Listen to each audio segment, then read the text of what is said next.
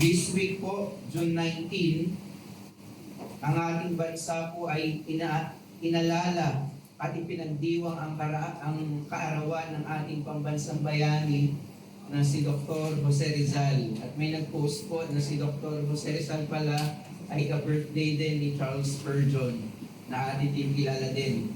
Inaalala natin ang kanyang amping galing at talino, lalong-lalo na po ang kanyang mga novels na ginamit niyang paraan upang ipaglaban ang kalayaan ng Pilipinas. At alam natin ang kasaysayan, ito ay nauwi sa kanyang execution and martyrdom sa Bagong Bayan. Si Rizal po ay pinanganak galing po sa isang mayaman na pamilya sa Calamba, Laguna. And he was a licensed ophthalmologist. Siya rin po ay isang elite or dalubhasa na nag-travel all throughout Europe. And sa sobrang talino ni Jose Rizal, he spoke over 20 languages. Meron po siyang comfortable life sa Europe at pwedeng dito na siya magstay sa Europe upang maiwasan ng panahon na ito tayo po ay under ng pananakot ng Spain. Pwede na po siyang magstay sa Europe at mabuhay ng comfortable life sa Europe at hindi maranasan ng pangalila at pananakot ng otoridad ng Spain. Pero alam natin po ang kasaysayan, siya po ay umuwi ng Pilipinas dahil sa kanyang paniniwala na makakalaya ang Pilipinas. At dahil po sa unseen vision na ito ni Rizal, siya po ay umuwi. Nagkaroon po siya ng tapang na ipaglaban ng Pilipinas, ang kalayaan ng Pilipinas. Somehow, in some sense, ganito rin po ang ginawa ni Moses upang pangunahan ng Israel sa paglaya mula sa kapangyarihan ng Egypt at sa kapangyarihan ni Pharaoh, ng Paraon. Subalit kung kay Rizal, siya ay naniniwala na magiging malaya ang Pilipinas, ang paniniwala ni Moses ay mas malalim dahil ito ay nakaugat sa pananampalataya. Ito ay nakaugat sa pananampalataya niya sa hindi nakikitang kamay ng Diyos. At ipagpapatuloy po natin ang ating pong ginagawang series sa sulat sa mga taga-Hebreyo. Nakita po natin sa ating mga naunang pangangaral na ang kinakaharap, ang problema sa iglesia na sinusulatan ng author, marahil ito po ay si Apostle Paul, ang kinakaharap niya, ang mga mananampalatayang ito ay natutukso na bumalik sa seremonya ng lumang tipan. Pero kagaya nga ng una nating pangaral, ang mas malalim po ang problema ng iglesia na ito ay hindi na naghahanap sila ng ibang pagsamba, kundi sila ay tumatalikod sa Panginoong Hesukristo. Naghahanap sila ng ibang kagalakan, naghahanap sila ng enjoyment, naghahanap sila ng ibang paraan upang ituring na matuwid maliban sa Panginoong Hesukristo. Kaya dinidiin po dito ng manunulat na ang panagot, ang lunas sa anumang uri ng pagtalikod ay ang muling pagtingin sa kagandahan ng Panginoong Hesukristo.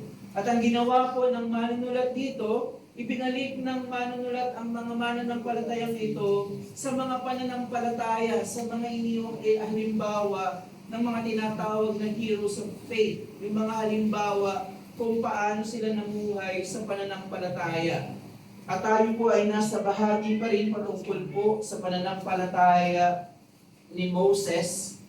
Tayo po ay natapos po sa Hebrews 11:23 to 26, kung saan nagbigay po ng summary ng life ni Moses ang author. At sinabi doon, lahat ng nangyari mula sa kapanganakan, mula sa magulang ni Moses, mula sa kanyang kapanganakan, and even nung pinatay niya yung Egyptian, while nagkasala siya doon, pinangaral natin na hindi natin ina-excuse yung kasalanan ni Moses, nag-act siya sa kanyang immature faith, pero sa summary ng author, sinamarize niya yung life ni Moses as by faith.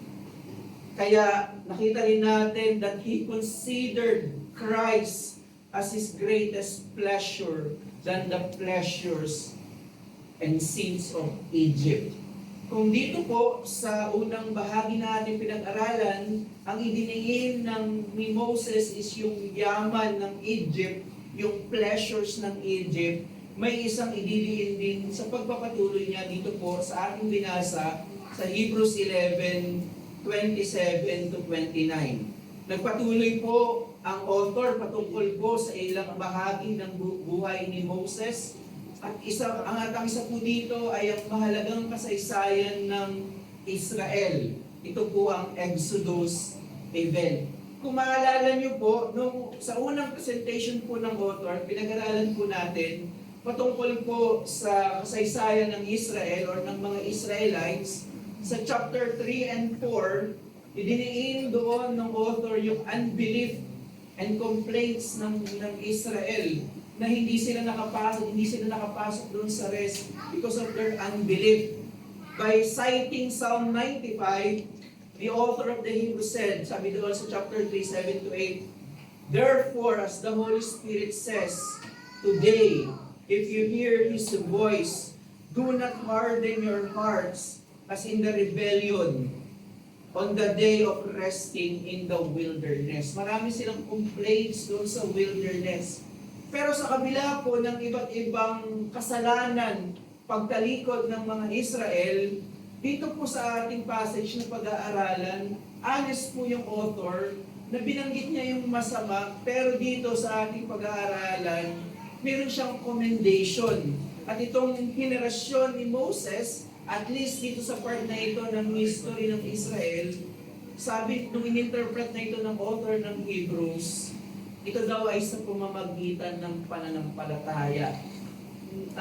Ito yung Exodus event at yung paglampas nila doon sa Red Sea, nung tinahak nila sa Red Sea, yung summary ng author, yung interpretation ng author, ginawa nila iyon by faith. Ipiniliwanag po ng author ng lahat ng nangyari na ito ay sa pamamagitan ng pananampalataya sa pangunguna po ni Moses. Sabi ng verse 27, "By faith he left Egypt, not being afraid of the anger of the king, for he endured as seeing him who is invisible." Ito pong verse 27 ay may dalawang position regarding doon sa phrase na by faith he left Egypt. May dalawang pong position dito. Ito yung majority position, like position ni John Owen and John Calvin. Yung daw pong sinabi ng author na he left Egypt, ito daw po ay pumapatungkol sa actual Exodus.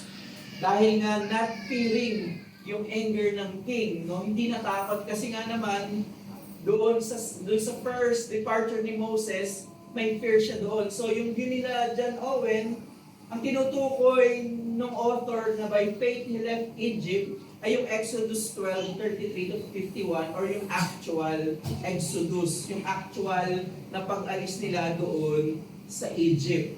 And then yung minority position naman daw po, ito ay pumapatungkol sa panahon yung unang departure ni Moses sa Egypt. Di ba tumakas siya dahil pinatay niya yung Egyptian? Tumakas siya sa, mababasa po natin to sa Exodus 2:15. So wala naman hindi naman po ako magiging dogmatic kung ano yung tamang posisyon doon sa dalawang posisyon na yon. But for this sermon, I think, susundin ko po yung flow ng author. I think, chronological yung flow ng author, historical chronology yung flow ng mind ng author. Kaya pwede po nating sabihin na yung sinabi doon na by faith, he left Egypt, ito po ay pumapatungkol sa initial departure ni Moses when he killed the Egyptian. If tama yung aking assumption na chronological yung nasa mind ng author. Pero ano naman po yung immediate na nasa isip ng author, kagaya ng sinabi ko, yung magiging dogmatic doon, malinaw po na ang gustong ipakita ng author. Dahil sa pananampalataya, hindi natakot si Moses sa galit ng Pharaoh. Yun yung malinaw, yun yung napakalinaw sa text. Sabi doon, for he endured as seeing him who is invisible. Nakita po natin sa huling pangangaral kung ano ang yaman at kapangyarihan ng Pharaoh. Kung doon sa unang bahagi, pinakita natin yung pleasures, kung ano yung mayroon ng Egypt. Pero dito, ang dinil naman ng author ay yung kapangyarihan na mayroon ng Egypt at ang Pharaoh. Nakita natin, nabanggit ko na po doon sa first sermon, na sila yung namumuna sa military power. Ganun makapangyarihan yung otoridad ng Pharaoh at ng Egypt. Pero sa kabila ng mga bagay na ito, ang sinabi ng author ng Hebrews, hindi siya natakot sa galit ng Pharaoh, for he endured as seeing him who is invisible. Dahil sa pananampalataya, Moses overcame fear. Dahil nakita niya, through the eyes of faith, the invisible hands of God to them. Yung pananampalataya ni Moses ay nagresulta, while hindi po nawala yung takot, I believe may takot pa rin doon, pero in-overcome ni Moses yung takot niya dahil mas takot siya sa kanyang sinasambang Diyos. At napaka-relevant po ng point na ito sa immediate recipient ng letter na ito, I believe. Dahil po nakita natin ang isang dahilan kung bakit natutokso ang mga mananampalatayang ito na tumalikod during this time, pre-AD 70, these Christians are under the authority of Rome, under the power of Caesar, at yung mga persecution na nararanasan ng mga mananampalatayang ito, hindi po theological, primarily political. Under sila ng Rome. Kaya, nagbibigay po ng encouragement. Ang sinasabi ng author dito, walang pwedeng ibang katakutan ang isang mananampalataya.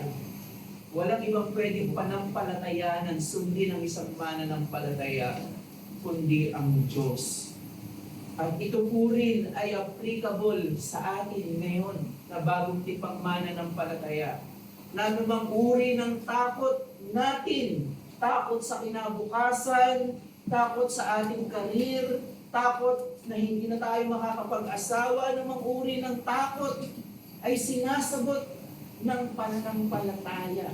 Yun yung malinaw na mensahe na pinapakita dito sa atin. Kaya ang message po natin for this morning, seeing God in Christ by faith enables us to overcome fear in the midst of adversaries and temptations.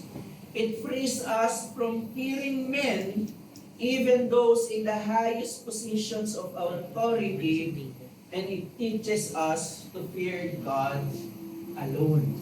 Yun yung malinaw na nakita natin sa buhay ni Moses. Gaano man makapangyarihan ang otoridad ni Pharaoh, ang sinabi, yung interpretation ng author, ang nakita ni Moses is the invisible hands of God.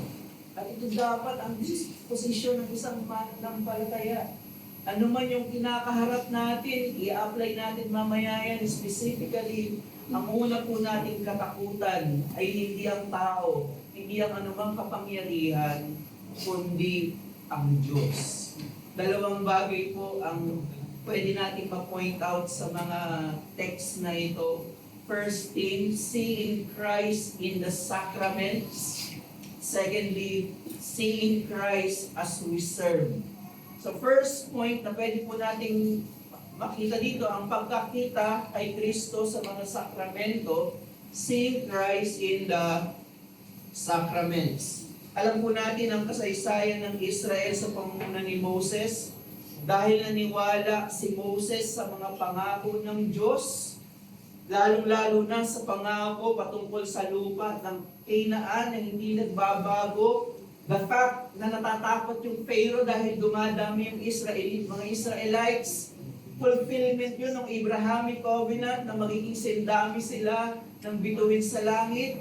Even si Pharaoh ay naniwala kasi natakot siya dun sa pagdami ng mga Israelites. At dahil sa pananampalataya, hindi siya natakot sa kapangyarihan na mayroon ng Pharaoh, sa halip, naniwala siya sa Diyos na kaniyang sinasamba.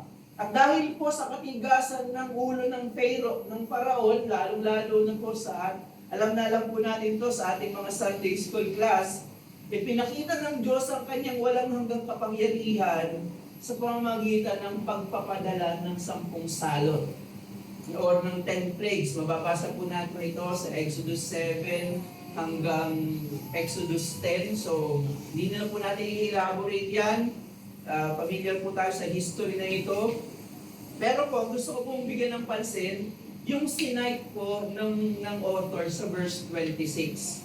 Ang kahuli-hulihan po, ang ikasampu, salot ay ang kamatayan ng mga panganay na anak. Yun yung last straw bilang pagpapakita ng kapangyarihan ng Diyos. Ito yung pinakamatinding salot na tuluyang babasag doon sa pagkatigasan ng puso ng Paraon.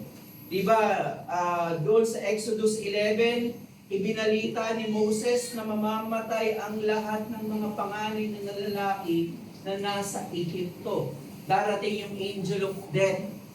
Kung hindi, darating yung angel of death at papatayin yung mga panganay na lalaki. Kaya inutos ng Diyos na maglagay sila ng dugo doon sa kanilang mga doorpost upang lampasan sila noong angel of death.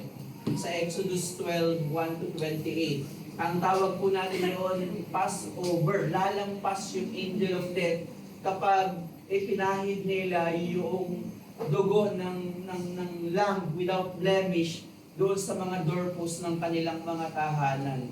Kaya nang dumaan ang anghels ng kamatayan sa Ehipto noong gabi iyon, nilaktawan niya yung mga bahay na may marka ng dugo. So, Passover. Ipiniliwanag po ng manunulat sa mga Hebreyo na ginawa ito ni Moses at ng Israel, yung kanilang paglalagay ng dugo doon sa doorpost. Ang sabi doon, sa verse 28, by faith, he kept the Passover and the sprinkling of the blood. So, noon daw palang ipinahid nila yung blood doon sa doorpost, malinaw yung interpretation po ng author na ginawa nila iyon by faith. Pero para maging malinaw po yung pag-aaral natin, kailangan po natin makita kung ano muna yung pangunahing ipinapakita po ng paglalagay ng dugo or yung Passover sa kanilang mga doorpost. Malinaw po, dapat po natin ibigyan ng justice, yung immediate context, na yung pong paglalagay po ng dugo sa kanilang mga doorpost ay hindi po pangkaligtasang eternal or spiritual. Hindi po yun pangkaligtasan. Physical po yun para hindi mamatay yung mga panganay. Dahil malinaw na itinuturo po ng author mismo dito sa Hebrews na yung mga iwinisik na dugo sa lumang tipan ay hindi kayang mag-alis ng eternal na pagkakasala natin sa eternal na Diyos. Dahil napaka-temporal ng dugo na yun. Sabi ng Hebrews 10 verse 4, for it is impossible for the blood of bulls and goats to take away sins. So yun po muna i-affirm natin na yung pagpapahid nila ng dugo doon sa doorpost ay hindi pang kaligtasang spiritual. Kaya ang pangunahing gawain o gamit ng Passover o yung pagpapahid ng dugo sa doorpost ay pangkaligtasang pisikal upang lampasan sila ng angel of death. At ang Passover po ng Israel yearly ay masasabi po natin na sakramento ng lumang tipan kung saan yearly inaalala nila ang pagliligtas ng Diyos during that Exodus event. Pero tandaan din po namin while yun po yung immediate context use ng blood doon sa doorpost, tandaan po natin but it has a second function. May pangalawa po siyang function. It also functions as pointers to Christ. Not as a sacrament, hindi po as sacrament. Kapag pumunta na tayo sa second function, hindi na po siya sacrament, but as an obscure revelation of the mystery of Christ. Tatandaan niyo po yung point ko. First function, siya ay sacrament during the Old Covenant. But yung second function na hindi na po siya sacrament, but an obscure revelation. Revelatory na yung kanyang function upang maging pointer sa Panginoong Yesu Kristo. Gaano man ito ka-obscure, gaano man ito kalabo, yet, ito ay pointer to Christ. Malinaw po yung sinabi ng Hebrews 9:24. For Christ has entered not into holy places made with hands, which are copies of the true things. So yung ginagawa daw ng mga sacrifices, worship, in the Old Covenant are copies of the true things. Pero yung true things daw, sabi ng author, but into heaven itself, pumasok si Christ as God and man doon sa heaven, now to appear in the presence of God on our behalf. Kung kayo po ay nakagalo doon sa last conference natin, ito po yung session ni Pastor Eli patungkol sa typology. Pinaliwanag niya doon na may dalawang tier, two-tier typology. Yun yung pinaliwanag ko, mayroong immediate function, pero mayroon siyang secondary function as pointer, revelation pointer to Christ. Sabi ni Samuel Renihan, types have a meaning in an immediate and provisional context. So yun yung pinopoint natin, mayroon siyang provisional meaning, provisional context, while at the same time, they point to a greater and other meaning in a final and a messianic context.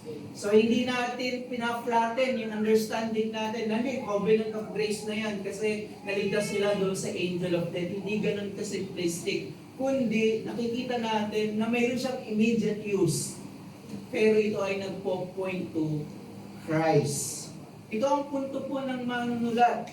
Sa kabila ng pagiging malabo ng pagpapahid ng dugo sa kanilang mga pintuan, sa hamba ng kanilang mga pintuan, ito ay nag-function as pointers to Christ.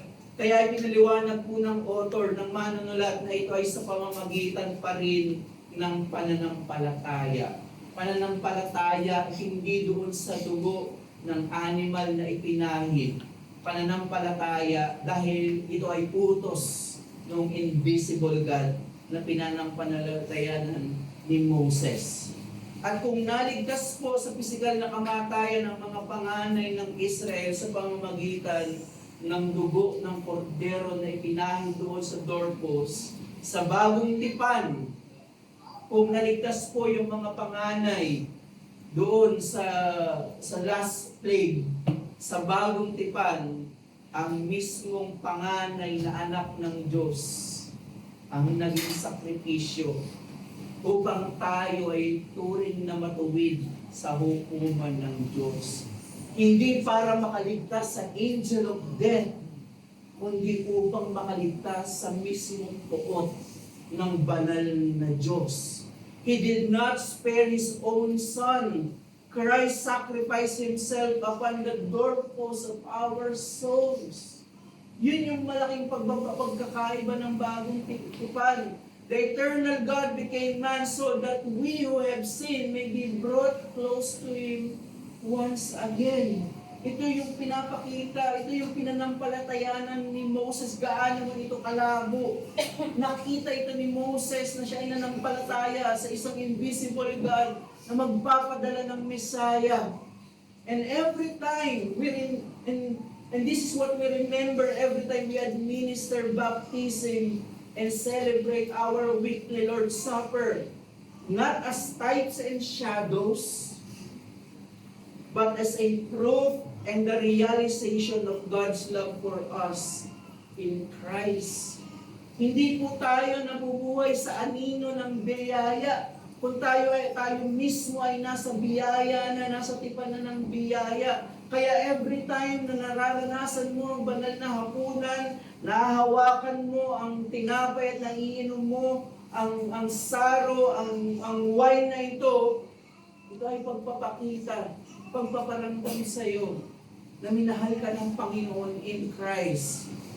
Kaya ang point natin, as we administer baptism and partake of the Lord's Supper, we see Christ through the eyes of faith as our nourishment, treasure, and strength.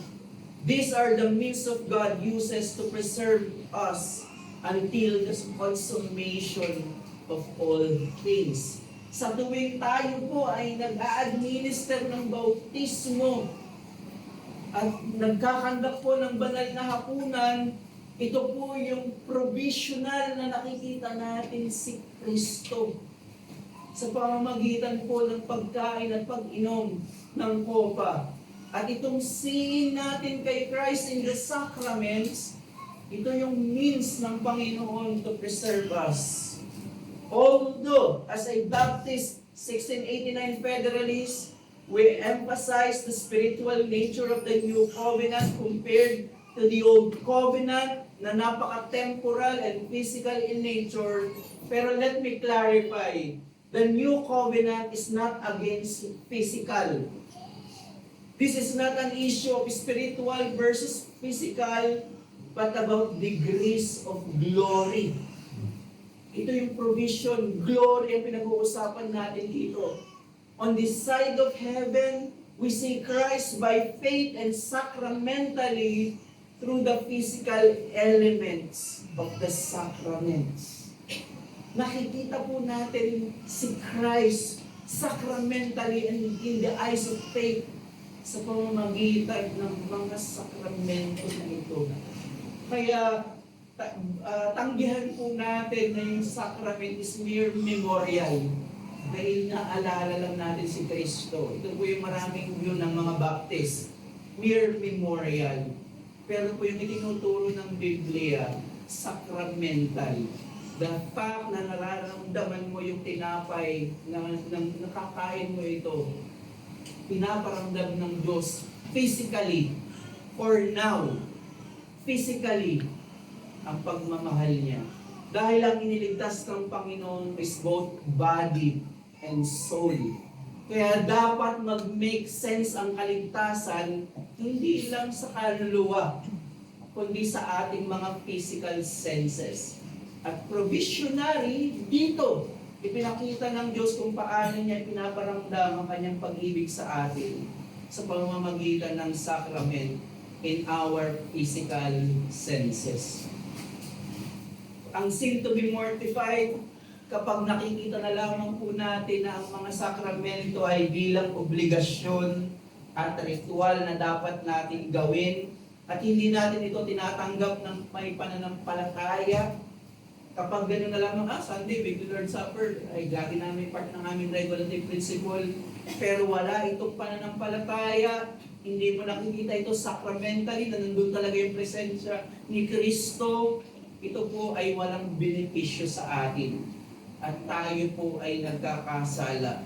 At ang ilang senyales po na nagiging ritual na lamang ang kahulugan nito na lamang itong sakramento, isang senyales ay hindi na tayo excited. Walang excitement na dumulog. Kung tama yung point ko, dito nakikita si Kristo, dapat ng excitement doon. Dumudulog tayo sa banal na hapunan na walang pagsisisi kapag tayo ay may nagawang kasalanan, kapag tayo ay may conflict sa ating mga kapatid. Dahil ritual lang naman yan, walang nangyayaring pakikipagkasundo. Lumiliban tayo sa pagtitipon na ang pagliban sa pagtitipon ay pagliban na hindi natin makikita si Kristo through the sacraments. Maraming mananampalataya po ngayon na sinasabi nila na excited silang makasama si Kristo sa langit. Lahat po ng mga mananampalataya gustong makita si Kristo, excited kami makita si Kristo sa langit. Subalit walang pagpapahalaga sa mga ordinansya at sakramento ng iglesia. Tandaan po natin na ito ang mga ordinaryo na pamamaraan na itinakda ng Diyos sa ngayon upang makita natin si Kristo. Kaya ang challenge po sa atin in Gospel Tour, let us restore our joy in receiving the sacraments by meditating on the great gospel of Jesus Christ. Kagaya ni Moses na nakita niya yung invisible hand ng Panginoon through those physical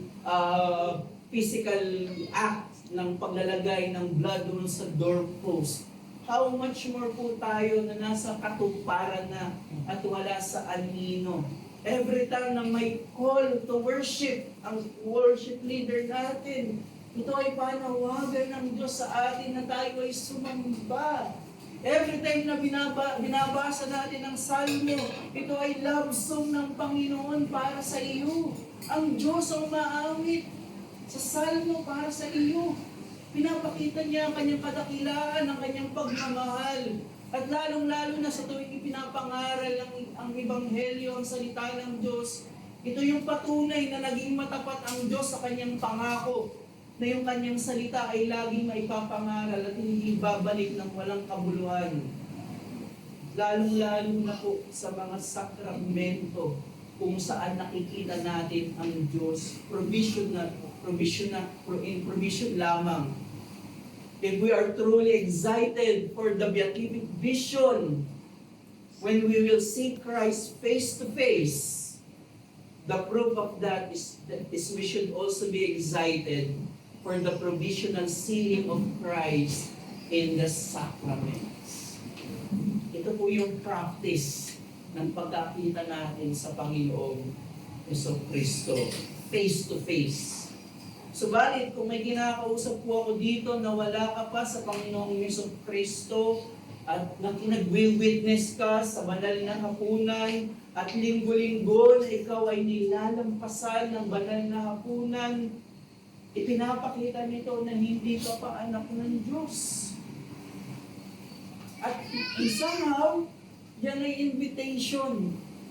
Kung nakikita mo na nilalampasan ka ng banal na hapunan, invitation niya na manampalataya ka sa Panginoong Jesucristo upang makasali ka doon sa hapag ng Panginoong Jesucristo. Second point po na pwede natin makita dito, see Christ as we serve. Nagpatuloy po ang authors sa susunod na event sa Exodus. So, nandun yung chronology, kung tama po yung aking understanding. Ang tinutukoy doon ay yung first departure ni Moses. Tinalaga na siya ng Diyos na manguna at binigay nga yung 10 plagues. And then, yun na yung last straw ng kapangyarihan ng Diyos sa kanila, na yung pagdating ng angel of death. And then yung susunod na po doon is yung actual na pag-alis nila sa Egypt. Familiar po tayo sa kasaysayan na ito ng Israel. Matapos po mamatay ang panganay ng Paraon, pinalaya niya ang mga Israelita na mismong gabing rin iyon, Exodus 12:31. Umalis po sila, ang according po doon sa record, sila ay nasa 600,000 na mga men, hindi pa po doon included yung mga bata at babae. So yun yung number nila. Dala-dala yung kanilang mga ari-arian.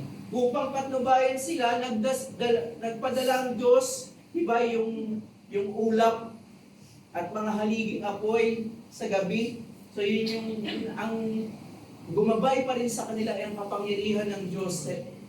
Exodus 13:21-22. Subalit, ano po yung nangyari? Nagsisi ang Paraon at hinabol ng kanyang hukbo itong mga Israelites na ito, dahil nagbago yung isip niya. Hinabol nila ito hanggang maipit sila doon sa Red Sea. So yun na yung Sunday School review to. At dito na po nangyari yung isa sa pinakamahalagang paghihimala ni Moses sa Exodus 14:15-22, itinaas ni Moses ang kanyang baston sa ibabaw ng dagat at hinati ng Diyos ang tubig ng isang malakas na hangin upang makadaan doon ang Israel, na yung tubig na yon ay parang naging pader upang makalampas doon at makatakas ang Israelite sa kamay ng mga Egyptians. At ito po ay piniliwanag ng author, itong history na ito ay piniliwanag ng author sa pamumuno ni Moses. Ito daw po ay sa pamamagitan ng pananampalataya.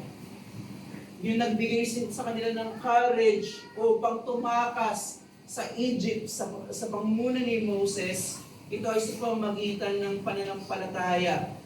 Makikita po natin na sa kabila ng kapangyarihan ng Egypt at ng Parao, nakita ni Moses at ng Israel ang makapangyarihang kamay ng Diyos. Makikita natin dito na hindi naman talaga inaalis agad-agad ng pananampalataya ang ating takot. Pero sa kabila ng takot, dahil sa pananampalataya, kaya po nating maglingkod sa Diyos. Nagkaroon po ng tapang ang mga Israelita dahil ang nasa mata nila, particularly ni Moses, ang nasa mata nila ay ang kaluwalhatian ng Panginoong Jesucristo. At mas totoo po ito sa iglesia ng Bagong Tipan. Nasa atin po ang Panginoong Jesucristo.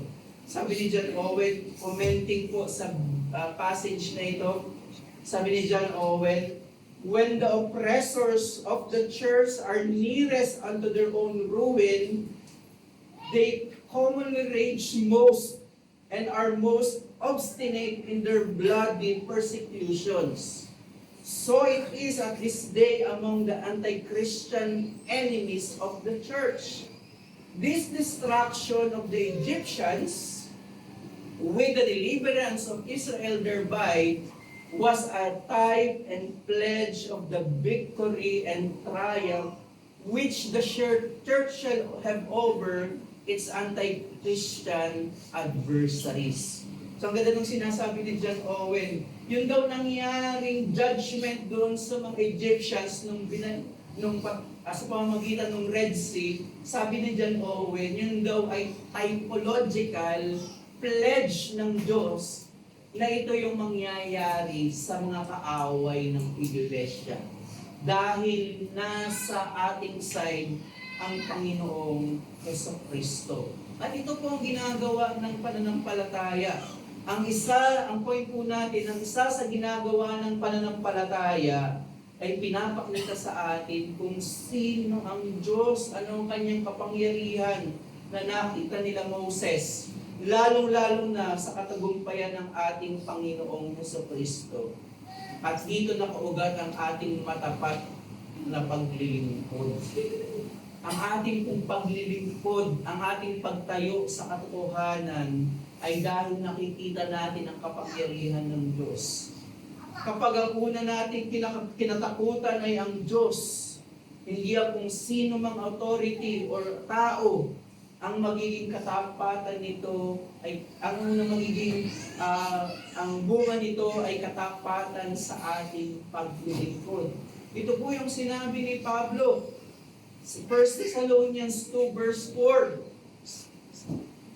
But just as we have been approved by God to be entrusted with the gospel, so we speak not to please man, but to please God who tests our hearts.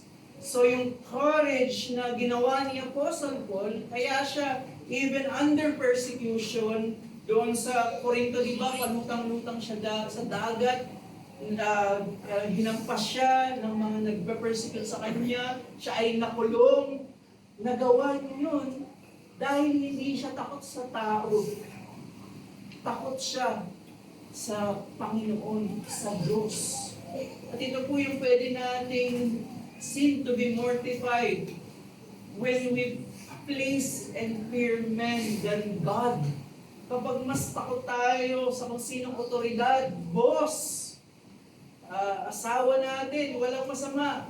Di ba pinag-aralan natin yung Dorian principle? It is always triangle. Ang una nating takot dapat ay ang sa Panginoon. Ito po, ano po ang kabaligtaran ng pananampalataya? Ang kabaligtaran ng pananampalataya is unbelief. Ito ay nagdudulot ng takot sa tao at nauuwi sa iba't ibang uri ng kasalanan. Kapag hindi na Diyos yung ultimate tayo natatakot, unbelief leads to fear men, our bosses, our company. Basta kung tayo mawala ng trabaho kaysa sundin ang Panginoon. Kapag nag-utos na sila na may pasok ng Sunday, anong nangyayari? Unbelief leads us to compromise the truth. Dahil mas takot ka sa isang denominasyon, instead na unang katakutan mo muna ang Diyos at doon ka gumawa kung anong dapat gawin. Pero nauuna yung takot sa tao, yung compromise the truth. Unbelief leads us to discontentment. Kagaya ng mga Israelita sa ilang, ang Diyos yung nag-provide. Binasa Psalm kanina. Binasa kanina na ang Diyos will provide yung unang pag-alis nila sa Egypt. Siya yung nag-provide ng kanilang pangangailangan. Pero panay sila ng reklamo. At ito ay nagdulot sa kanila ng discontentment. Sabi ni Richard Phillips, unbelief first fears the king, cringes before worldly powers, shrinks back from trouble and trials, caves in before pressure and opposition and danger. Takot na humarap sa conflict. Fist-faking. Pero sabi ni Richard Phillips, but the eyes of faith look upon this world with very different eyes. Kagaya ng mga mata ng mga Israelita, at least during this time, kagaya ng nasa mata ni Moses, ang nagbigay sa kanya ng courage upang pangunahan ng Israel ay dahil nasa kanyang mga mata ang kaluwalhatian ng Panginoon sa Kristo. That is why the Christian ministry and holiness is not centered on the strength and ability of humans, but on the Almighty God. Kaya po dapat una nating sagutin po sa lahat po ng ating paglilingkod, nasaan man po tayo nung naglilingkod. Ang una ba natin kinakatakutan at pinaglilingkuran ay ang Diyos. Subalit, sa mga wala pa sa Panginoong Jesucristo, tandaan natin na ang destruction ng mga Egyptian sa Red Sea ay simbolo ng Ebanghelyo. Dahil ang tubig na tumubok sa mga Egyptians ay ang mismong tubig rin na nagligtas sa mga Israelites. Ito ay simbolo ng Ebanghelyo. Kaya sinabi rin ng author ng Hebrews 4 verse 12, the gospel is sharper than two-edged sword. So may dalawang ginagawa ang Ebanghelyo, either ito ay for judgment or for salvation. Sinabi rin ni Pablo, 2 Corinthians 2:16, to one a fragrance from death to death, to the other a fragrance from life to life. Same gospel ay pwedeng maging fragrance from death to death and life to life. Yun yung sinisimbolo ng Red Sea. It is a symbol, a typology of the gospel. Kung ano yung tubig na nag-judge sa Egyptian, ito rin yung tubig na nagligtas sa mga Israelites. Kaya tumugon ka sa Ebanghelyo ng Panginoong Jesucristo. Kasi sa hukuman ng Panginoon, kapag dumating ka doon, sasabihin ng Panginoon na narinig mo yung Ebanghelyo, subalit hindi ka rin ng palataya. But for now, tumugon ka sa Ebanghelyo sa pamamagitan ng pagsisisi at pananampalataya. Nawa, hindi ka maging Egyptian na natupok ng Red Sea. Nawa, maging Israelita ka na naligtas noong Red Sea. Pero ang challenge po sa atin bilang mga mananampalataya naman Our Christian service and pursuit of holiness must be driven by the glory of Christ and the power of God. Yun yung dalawang point na gusto ko pong makita ninyo mula doon sa verse 23. He considered the pleasures of Christ than the treasures and sins of Egypt. And then, sabi doon, hindi natakot si Moses sa power ng Pharaoh, kundi nakita niya yung kapangyarihan ng Diyos na mas makapangyarihan sa anumang uri ng otoridad. When we stamp the glory of Christ on our eyes, it leads us to joyful and faithful service. Ito po ang ginagawa ng pananampalataya, ipinapakita niya ang kadakilaan ng Diyos at ang kagandahan ng Panginoon Kristo. Inilalagay itong dalawang bagay na ito sa ating mga mata, at ito po ay nagbibigay sa atin ng tapang upang maglingkod sa Diyos ng mayroong katapatan. Kaya natin sundin yung first commandment that you shall have no other gods before me. Dahil siya lamang yung ating kinakatakutan. At gusto ko lang itakil ng short, this is the problem of religious pluralism. Violation po ito ng first commandment na okay lang na may iba't ibang Diyos sa ating bansa as long na mayroon tayong freedom of religion. Nakakapagsamba po tayo ng may kalayaan. While providential po yun, we praise God for that providence, pero hindi po yan prescribed. Malinaw po yung first commandment that you shall have no other gods before me. Ibig sabihin, kung yung moral law is applicable sa isang bansa, hindi dapat marami yung Diyos sa isang bansa. Dapat isa lamang yung Diyos. And this is the problem, na ibinigay na po ng church yung right ng worship sa state. Freedom of religion, kung sino pwede niyong sambahin. Kaya tayo po dapat mag-stand tayo. God is a jealous God. Hindi niya ibibigay yung glory niya sa iba. Kaya bilang naniniwala po sa moral law of God, ipangaral natin na may claim ang ating Diyos sa bansang Pilipinas.